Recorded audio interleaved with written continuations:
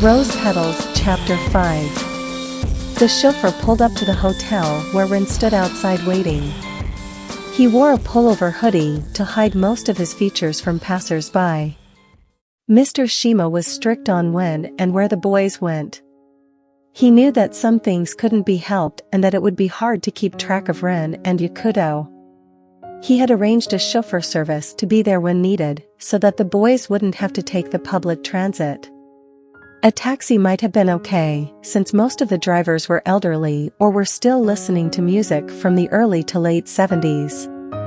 They would still have to be undercover in case a fan was to pop out of nowhere or was hopping in or out of the same cab. Having a chauffeur was the safest and best route. Even the service car was incognito. He didn't want a limo or anything fancy, only to pick them up from the airport. He didn't want to look that cheap. He was in fear that a limousine may draw attention. It was basically like riding in a cab with no obvious sign and of course without having to pay. Besides, he would rather reserve the limousines for himself. The service car pulled up alongside the curb.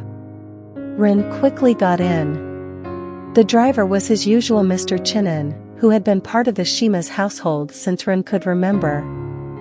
"Where to?" He looked back and smiled. "To Sibu Seikatsu Hospital." Rin pulled his phone from his pocket, frowning. Mr. Chinin also frowned, knowing that the ride wouldn't be a joyful one, but rather quiet. "Nurse Oki or Dr. Tanji, please." It was a 5-minute wait before the receiver picked up again. All Mr. Chinin could do was to glance in his mirror at the boy and shake his head sadly. How much could someone handle? "This is Nurse Oki speaking," a mild-mannered voice replied.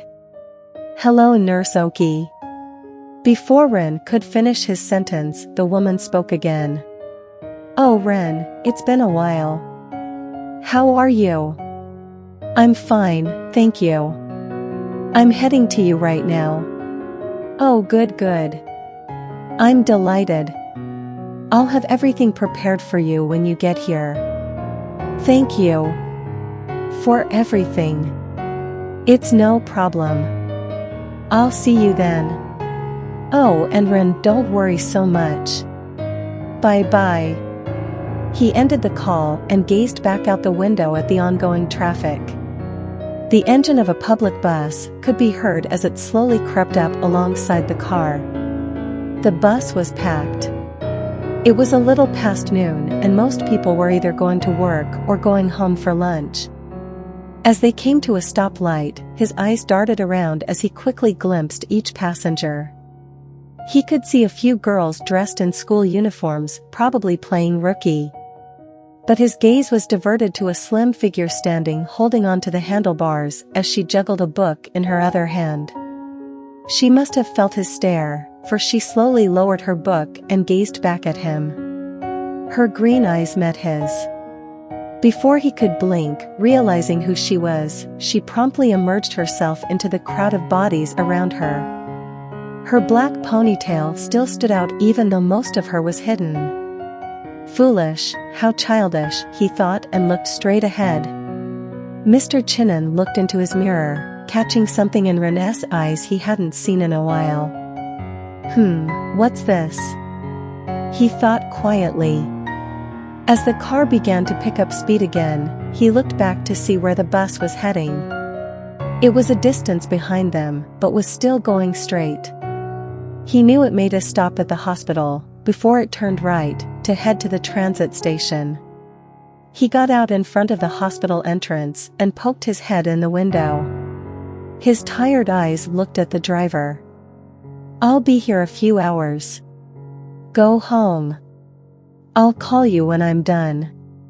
The driver nodded and pulled off as he tapped the car. The hospital was lovely in appearance, unlike most. It had the fragrant smell of roses as he entered. The smell made his mood relax as he took a deep breath.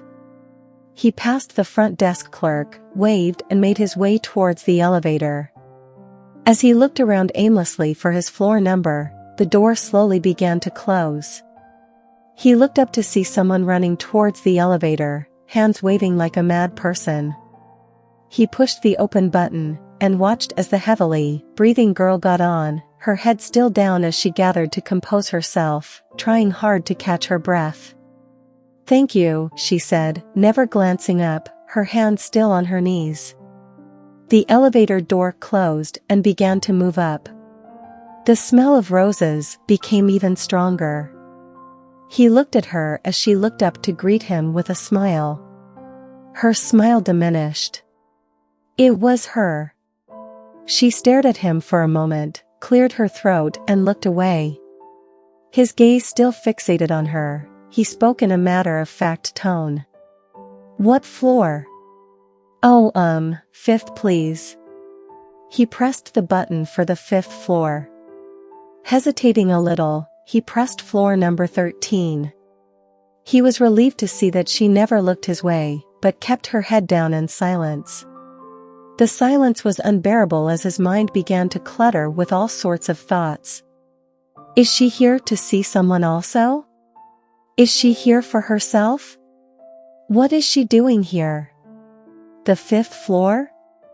Have I been there before? And what about the audition night? What made her run? She's very peculiar. She must feel uncomfortable. The elevator came to an abrupt stop and the doors slowly opened. 5th floor. The elevator announcer spoke in a robotic voice. Admissions on your left, chapel to your right. Thank you. She got off and walked left. The fragrance of roses slowly diminished as the elevator began to move again. Next stop, 13th floor. The 13th floor was feared by most patients' families. God forbid if they would ever have to send a loved one there. It was thought to be haunted and a place where the insane and disturbed were held. Experiments were said to be done, alongside all kinds of medieval tortures.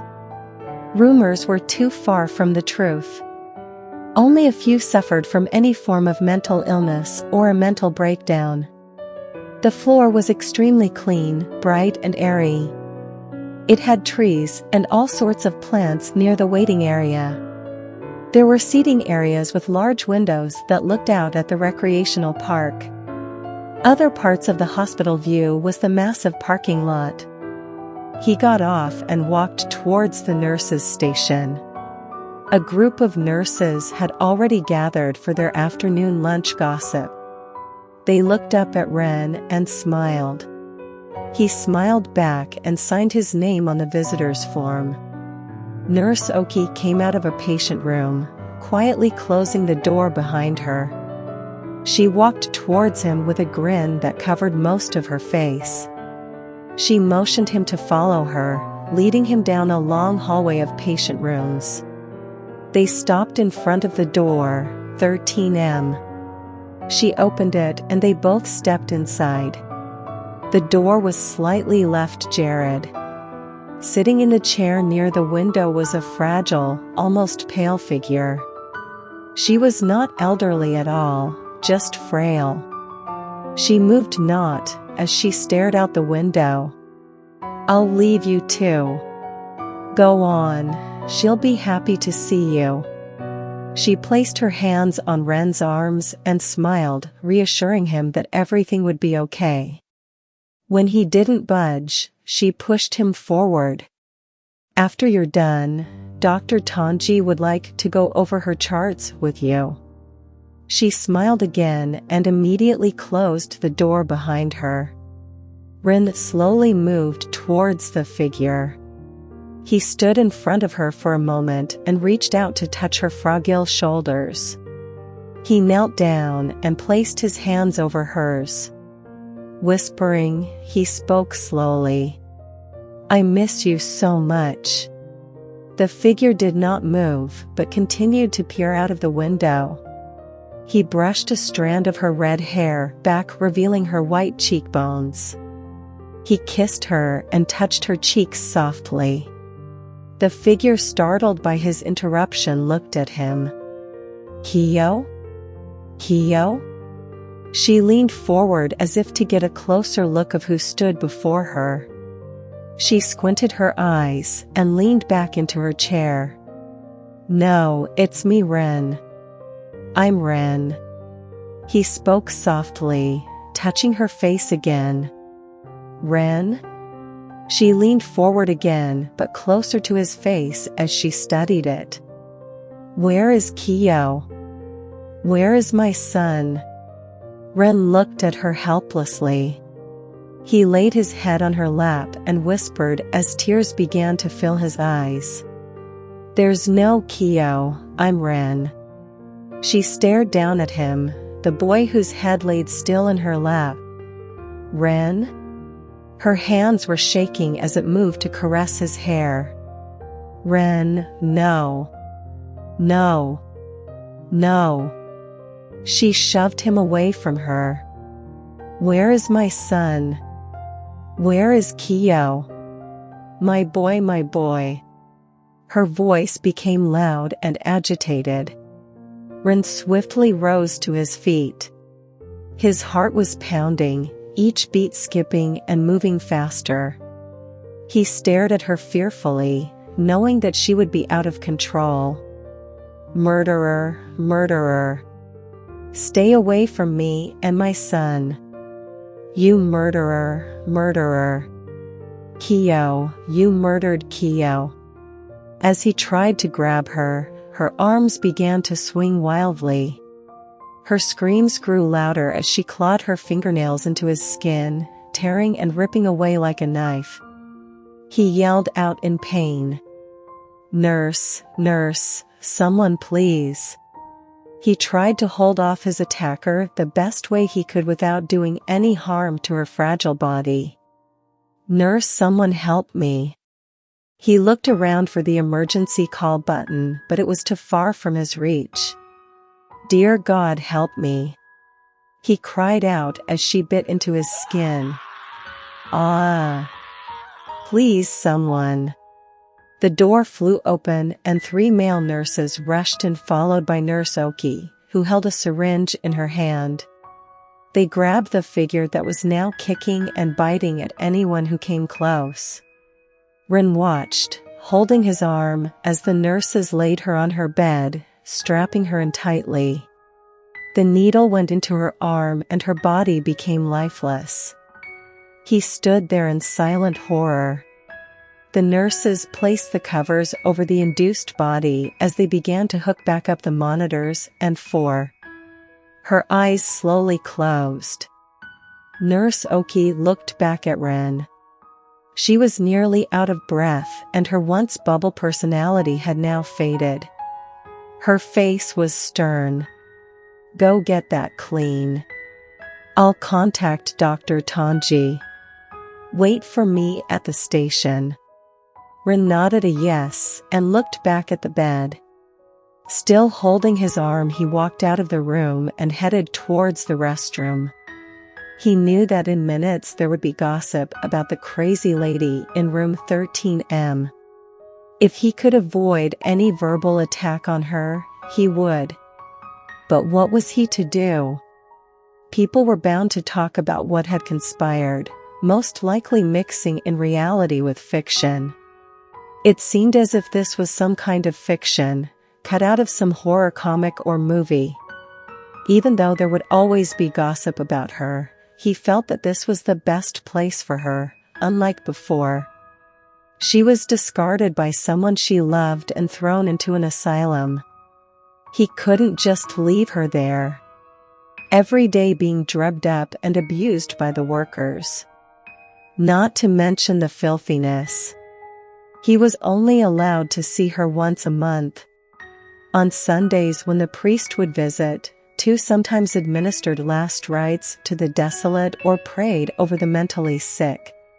He had vowed, making a promise to her, himself and God, that when he was able to come into a great deal of money, he would find a better place for her. He would do everything to make her better. Make her the way she was, carefree, loving and strong. He washed the blood from both the bite and the scratches he had received, pulling down his sleeves. Most people would have thought of this as a sign that there was nothing that could be done. But he thought of it as a challenge. His scars were giving him the willpower to fight for someone he loved. He was doing his part in all of this. He was hoping that God and the heavens would be doing their part also. He stared at himself. His reflection showed the true emotions he felt, something the world couldn't see. He was tired, heartbroken, and lonely. No amount of women or company could remove this stain that had been his for so long. Only her. For some strange reason, his thoughts of self-pity had diminished, which was something that he hardly got. He was one of those thinkers that life comes with the good and the bad, so suck it up. He thought about the elevator incident and wondered again, what was she doing here? He looked at his bruises and lowered the sleeves of his hoodie to cover it up. Though his wounds should be properly cleaned and bandaged as soon as possible, it would have to wait. He didn't want to give any more words to the gossip that most likely began. He couldn't return to the room either. Just looking at her fragile state was enough to make him go mad. Then he too would probably be checked into the empty room next door. He would have to make an escape out the bathroom and try his best not to be seen. If Nurse Oki knew that he didn't take proper procedures to assure his healing, she would give him an earful. He peeped out and saw the empty hallway, quickly making a dash towards the elevator. As the door closed, he could see Nurse Oki coming out of a room. She stared at him and he stared back at her, giving her his best apologetic look, before the elevator finally shut. He should have gone back to check on her, but his body and mind were too exhausted. Not to mention his skin was still burning from the bite and scratches. She had torn a piece of his flesh off. Dr. Toji would also have to wait. He'll call him early tomorrow. He closed his eyes and pressed the button. It took everything in him to stop the tears that he felt were about to flow. He braced himself against the elevator's bar when the robotic announcer said, "Next stop lobby."